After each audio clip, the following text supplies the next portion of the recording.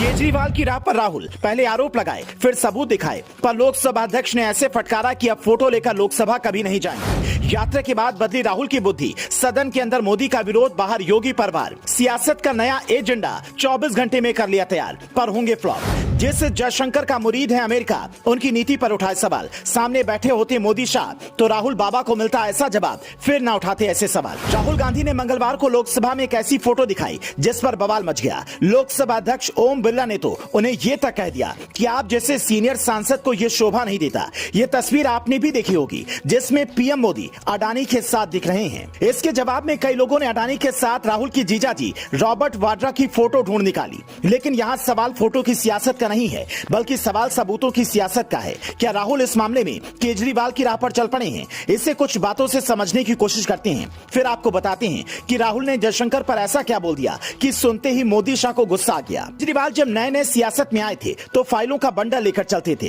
कहते थे ये देखिए हमारे पास सारे सबूत हैं। किसी पर भी आरोप लगा देते थे, लेकिन कोर्ट में केस गया, आरोप साबित होने की बारी आई तो चुपके से माफी मांग ली। राहुल गांधी कुछ साल पहले तक सिर्फ बयान देते थे, चौकीदार चोर है से लेकर तमाम आरोप लगाए, लेकिन जब कोर्ट में गए तो सुर बदल गए। और मंगलवार को जब लोकसभा में भाषण देने उठे तो बात भारत जोड़ो यात्रा से शुरू की। लंबी लंबी दाढ़ी और हाफ टी शर्ट में राहुल को देखकर लगा कि आज दार्शनिक विचार सुनने को मिलेंगे। शुरुआत अच्छी रही, पर थोड़ी देर बाद बात अडानी, मित्र और मोदी पर जो अटकी सो अटकी रह गई। 40 मिनट का भाषण कब निकल गया पता ही नहीं चला। इसी बीच में बीजेपी जब चिल्लाने लगी कि आपको सबूत देना होगा, तो राहुल ने अपनी फाइल से 2 फोटो निकाली और दिखाना शुरू कर दिया। कुछ लोग कहते हैं कि राहुल जब सबूत दिखा रहे थे तब संसद टीवी के कैमरामैन ने कैमरा मोड़ दिया और तब तक उन पर दोबारा फोकस नहीं किया जब तक उन्होंने फोटो नीचे नहीं रखा। जबकि कुछ लोग कह रहे हैं कि राहुल को लोकसभा अध्यक्ष ओम बिरला ने जैसे टोका उससे यही लगा कि राहुल अभी पूरी तरह सदन के कायदे कानून नहीं समझ पाए हैं। पर सपना सियासत की सबसे बड़ी कुर्सी पर पहुंचने का है और इसीलिए अभी से साल 2024 का प्लान भी तैयार कर लिया,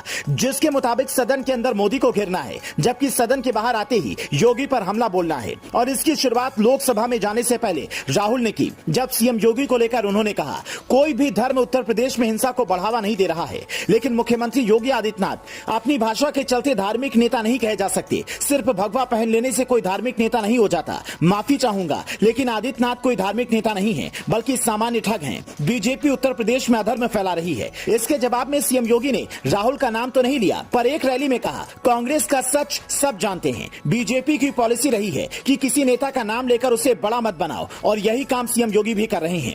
नेताओं पर बयानबाजी से हो सकता है उन्हें कम नुकसान हो, लेकिन जिस तरह से जयशंकर जैसे पूर्व नौकरशाह और मौजूदा विदेश मंत्री पर राहुल ने सवाल उठाए हैं, वो शायद अमेरिका जैसे विकसित देशों के लोगों को भी सही न लगे। राहुल ने कहा पहले मोदी जी अडानी की फ्लाइट में सफर करते थे, अब अडानी मोदी की फ्लाइट में सफर करते हैं। मोदी जी बांग्लादेश जाएं या फिर श्रीलंका, हर जगह अडानी की बिजनेस डील हो जाती है। ये मोदी की विदेश नीति नहीं, बल्कि अडानी की विदेश नीति है।